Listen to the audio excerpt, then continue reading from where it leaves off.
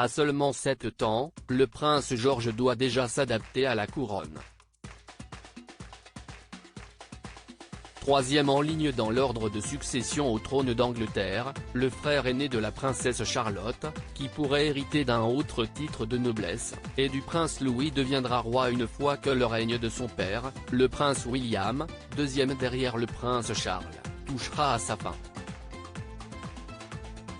Ainsi, certains se demandent quand le fils aîné de Kate Middleton pourrait entreprendre son premier engagement officiel seul. Pourrait-il suivre les traces du duc de Cambridge?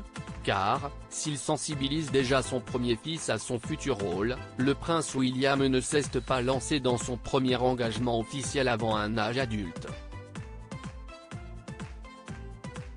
D'après les informations de ce jeudi 13 août 2020 du magazine britannique Hello, le frère aîné du prince Harry avait 23 ans lorsqu'il était appelé à ses fonctions seul, au mois de juin 2005.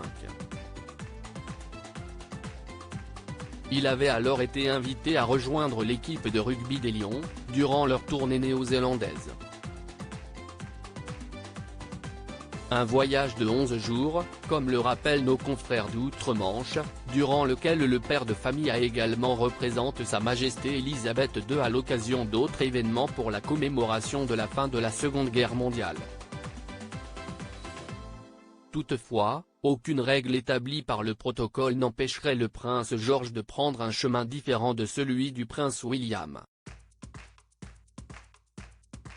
Un apprentissage ludique. Quoi qu'il en soit, le petit garçon pourra bel et bien compter sur les conseils de son père. William lui apprend les choses de manière ludique. Il explique les choses comme s'il lisait un livre de contes pour enfants. C'est amusant pour George, a raconté une source proche de Kate Middleton et du prince William au tabloïd The Sun en février 2020. De quoi permettre au prince George, qui fait déjà preuve d'une forte personnalité, de mieux appréhender son futur rôle à la tête du Commonwealth. Un enseignement tout de même adapté à son jeune âge. George sait que quelque chose de spécial l'attend et qu'il sera un jour, le futur roi d'Angleterre. William lui explique ce que cela signifie d'être un membre de la famille royale. Il le fait de manière très simple car il ne veut pas que son fils se sente submergé.